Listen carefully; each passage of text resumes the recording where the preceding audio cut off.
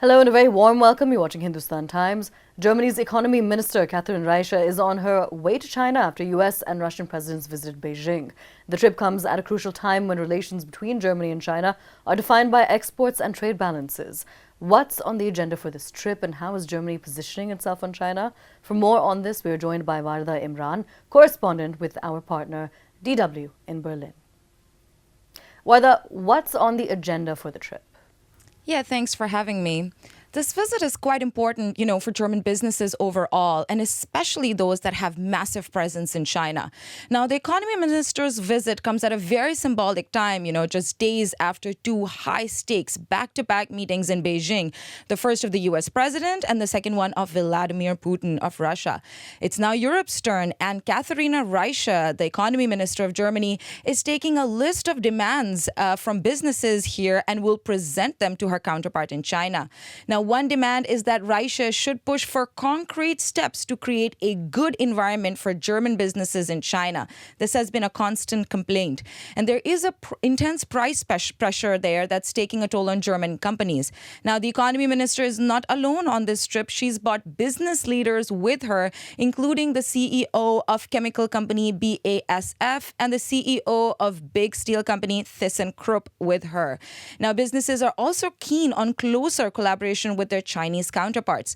Other crucial things on her agenda will be Beijing's tightening export controls on key materials like rare earths.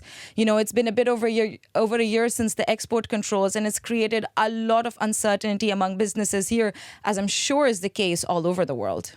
And what is Germany's position on China? Yeah, that's a good question, because on paper, Germany is trying to gain more independence from China, pushing for more made in Germany branding. And it's all part of this 2023 strategy that's meant to de-risk Germany from China. And this is in line with what the European Union says it's doing. But the reality is often far from that. Now, according to a recent study, German dependence on China is increasing in all areas, such as batteries, solar panels, antibiotics, you name it. And recently, the EU blocked funding for Chinese-made solar technology over national security fears. And it's not come without criticism here in Germany, because the country has yet to secure an alternate supplier.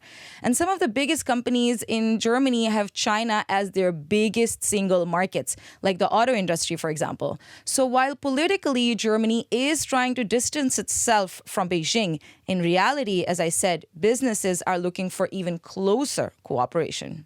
Beyond this, what are going to be some of the pressure points in this meeting? Well, China is openly passing comments that Germany should not send mixed signals to Taiwan ahead of this visit.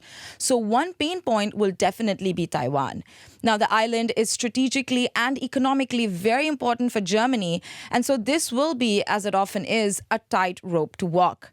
Another sticking point could be the big trade gap between the two countries. Last year, China overtook the US to be Germany's biggest trading partner.